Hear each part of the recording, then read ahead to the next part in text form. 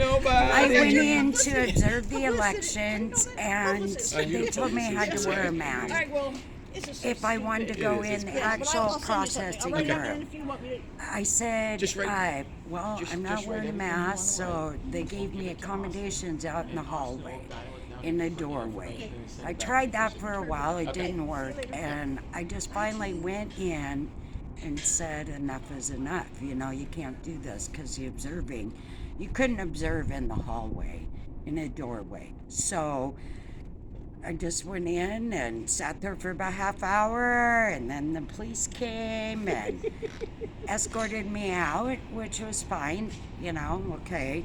But I had to make a stand. I had to make a stand for our people because we had a rogue auditor here who just made the call for the mask mandate when the health department knew absolutely nothing about it. They had no clue that there was even mask mandate. So I did that, and then the next day, October 29th, James Peterson, Tim, and I went there and gave him a letter, a cease and desist letter, and we said, you know, you got to stop this, the mask mandate, it's invalid, we're in 2024, and they didn't respond. So I went back there on October 31st because they tried to do this during the statewide recount, where they said it was the last day of counting, and they couldn't reconcile some things. But anyway, they said, oh, you have to wear a mask. I said, no way, I'm not wearing a mask. And I called the Washington State Republican Party and the lawyer, and they got it removed. So I was able to go back in to the statewide recount and actually observe without a mask. So now here we are in November. That was in August, and then in November they did this, October, and then November 5th. One question I did have, sorry to interrupt that, but regarding the recent passage of amendments as well as bills that basically made it so they could hold the counting for ballot centers and voting tabulation without any sort of ability to ask for the process at least for 5 to 10 years, if I believe it correctly. Has that ever come across that you, your attorney, have said might also be pressed in this just belatedly to the case, or is it strictly only regarding just the lack of ability and discrimination based off of an arbitrary mask policy? You know, I really don't know anything about that, right? But I do know that she, the auditor, contacted a doctor, and she got, the response was on the 29th, but I was already in there on the 28th, and they had it, right? So I don't think she legally had any authority by anybody, a physician. One random doctor saying, yeah, you should probably do it, isn't, you know, and the legal stuff you'll have to, you know, they tried to use a WAC, which a WAC isn't, and RCW's over the WAC, so the WAC had no authority. But in the end, the auditor is the auditor. She's not the health department. Then I guess with the question, I was more or less wondering, does that mean then that you would think personally that it would also expand if that was emphasized by making it election interference, but more so that it would escape the scope that they had covered with the law that, or the amendment that I talked about? Or do you think it wouldn't expand into violation of that? Well, I don't know the amendment you're talking about, so I may have to look that up. But in reality, no elected official has any business making a health decision, right? This was a health thing. This had nothing to do with the elections, other than the fact that Republicans don't wear a mask she's very well aware that I don't wear a mask. And so I feel like this was personally an attack on the Republicans, because Democrats have no problem. And they get paid to go in there and observe. I mean, I would like to say Island County's bouncing to go in there and observe, but they're not. But I am, and they knew that. We've both got trial dates scheduled. You saw the an omnibus trial today. You saw a competency trial today. So we're going to do those same things. Obviously, hopefully they will decide that we're competent. I feel competent most of the time. So we'll do that, and we'll keep moving forward. The next important date, you guys, and I don't want to say that we don't need anybody here for this, but on the 25th of this month, we're going to be down here hearing the case of Hazelo, Abuhl, and James Peterson against Island County, and that in itself, that's going to decide these cases, because if that case gets upheld and they determine that they weren't allowed to institute that mass ban to begin with, then all this falls apart. And here's the thing, is Banks knows that. So he sent us 133 pages of legalese, which restate the same facts over and over and over again, which aren't really even facts that we have to respond to. Here's the crazy part about it is, it took them 20 days to get that to us, and we're going to be required to respond to that by tomorrow afternoon at 4:30. So imagine this, we have to read 133 pages and respond to it and create a document by tomorrow at 4:30 to submit. So we're going to do it, we're going to get it done. I talked to Mr. Hatcher on the way down here in the truck. I've written 8 pages of response myself that I'm going to give to him, and on the 25th, we're going to present this. They're trying to dismiss the entire thing, saying that the only reason we filed that case is because we were already being charged criminally. Well, here's the reality, guys. We started this long before there was any criminal charges. The week before ballots were even being processed, we had already served a cease and desist letter. We had already had ballot watchers at the doors getting asked not to be there and told they had to wear a mask. Authorized ballot watchers, right? So we did this ahead of time. And so this has nothing to do with Tracy and I on our criminal sides. This case on the 25th is to find out if a low-level politician has the authority to create that mask mandate, which we already know she doesn't. And then Banks inserted himself into this case on November 5th. Was it the 5th that we had our emergency hearing? I think it was November 5th. We had an emergency hearing. So Banks inserted himself into this hearing by saying that, yes, she may not have had the authority on her own to do this, but we, as the canvassing board, in this language, and he read the language, gave her the authority to do so. So now his argument with us is that, well, the canvassing board and me personally, because we named him as a defendant, Jill Johnson and myself and the county should have nothing to do with this because we were on the canvassing board. We weren't the ones that made this decision. Yet his defense of Sheila Kreider was that the canvassing board gave her the authority to make this decision. So he inserted himself into this. So I don't see any competent judge out there that's going to go ahead and say, no, we can't enjoin you and Jill Johnson and the county. Guys, read up on letter of the law versus intent of the law. So I'll give you kind of, for instance, you stop at a stoplight, the light's red, and you look both ways, and you look beside you and behind you and in front of you, and there's no cars anywhere, and you decide to go. Are you breaking the law? Yes. So technically, letter of the law, yes, you are breaking the law, but what is the intent of the law? The intent of the law is to prevent accidents at that corner. And if there was no option of an accident happening at that corner, does the intent of the law take precedence over the letter of the law?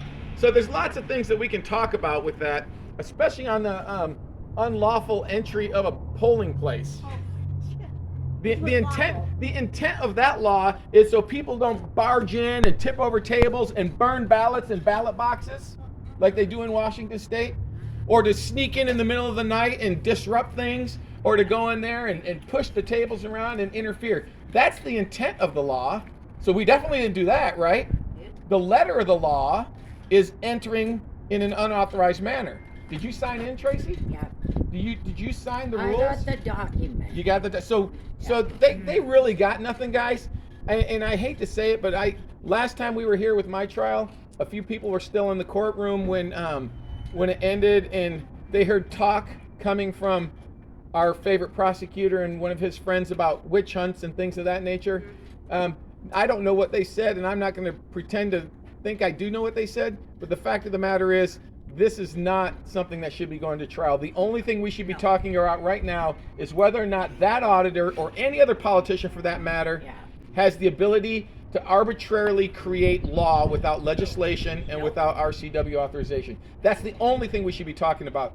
And the reason Banks is pressing charges against you, Tracy, is because you're a tough one. Now, that's not the only reason. He's pressing charges against us because he's trying to intimidate us into not fighting against the county in the other case. That's the only reason. Yeah, well, he's learning, isn't he? He's learning, so. It seems to me there's a lot more troubles going on in this county. They'd be better off spending their time with you people. Yeah, there's some, And we have documented proof of everything. that somebody was beat up on the ferry badly, and they were not, the people that beat the girl up, they were not prosecuted. And that girl had her shirt ripped off, all because of a bumper sticker on a Because car. she was conservative. So, And the other lady was a wacky liberal. right? And so, Did I say come wacky? on. And, I mean, I'm a little offended. I have to go in and be fingerprinted, right? Sorry about that.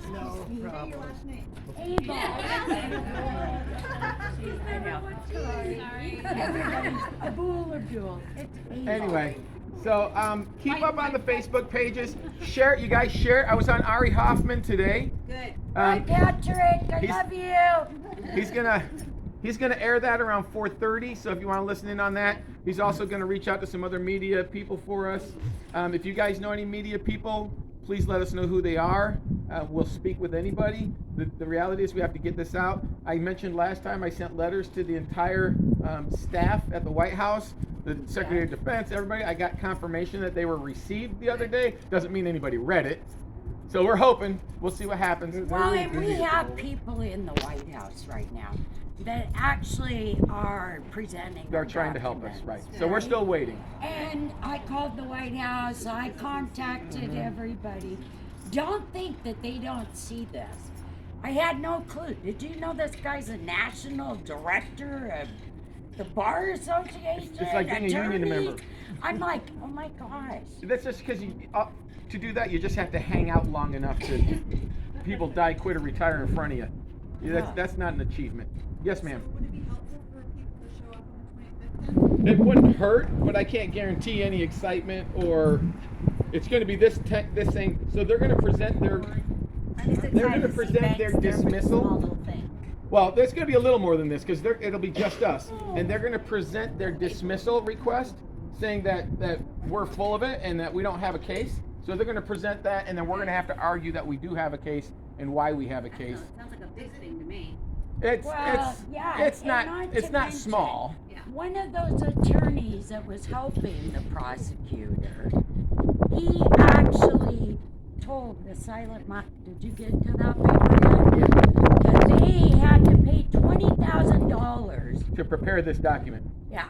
And Even though they worked for the county. he started like this. In the first 5 minutes, we knew that your case was frivolous. And then we spent 84 hours trying to prove that it's frivolous, so you owe us $20,000. Okay, whatever, dude. So what was the lead up to this case, along with just the background for how they came to make this arbitrary decision to discriminate based off of a mask law? That seems nebulous. Well, I mean, the question here is not necessarily the mask law itself. It's the question of what can what can a politician do or not do, right? What decisions can they make without legislation? And so the mask is just the catalyst to get to that question. So in August, they put in a mask mandate. We argued the point. We said that's not realistic. You can't do that. And they backed off and removed that mask mandate, and we were able to observe. We didn't think it was going to happen again. And then come November, she puts in another mask mandate. And so we go through the motions again to convince her that this isn't the way to go. And obviously we weren't successful in that. So that's where we are today. We're filing charges against the county. We've already filed them. So we filed charges against the county to make them prove that they have the authority to do this, which they don't. And we will win that case. Leading up to it, the reality is, who's going to wear a mask? The liberals or the conservatives, right? So whether they intended to isolate the conservatives, whether they intended to make the conservatives not want to be there or not, isn't the question. The fact is, that's what they did by instituting a mask mandate, because the liberals were going to go wear a mask and go anyway. So that's kind of the lead up to it. And I had a second question also asked to her regarding the recent passage of either amendment or even RCW about not disclosing the tabulation or how they were tabulated at voting centers just after, despite maybe wanting verification of the handling of voting. Do you believe that this will inadvertently also brush into that, or that it may be just separate as a case altogether? I think it'll be separate as a case, but it's just another indication of the lack of transparency in the state of Washington. 50% of the population of the state of Washington already believes that our elections have been compromised, that our elections aren't counted correctly, that the voter registration isn't done correctly. So every time they do something like this, whether it creates a problem or not, it creates the perception of a problem. And if the perception of a problem is believed by half of the population, then it's a problem. And so what they did, and I don't know the exact bill you're talking about, I have heard about it, but by them not willing to release tabulation information and things of that nature in a timely manner, that's just another indication of not having the transparency in the elections. Just like not allowing conservatives in because they won't wear a mask. I mean, all these things kind of wrap together. I would suggest that you talk to a guy by the name of Bill Brook in Skagit County. He's the chairman of the Skagit County Republican Party, and he is in charge of the Republicans of Washington State. He's in charge of their election integrity committee, and he is well versed in all this stuff. So if you get a chance to get a hold of him, I can get you the number when we're done. Okay.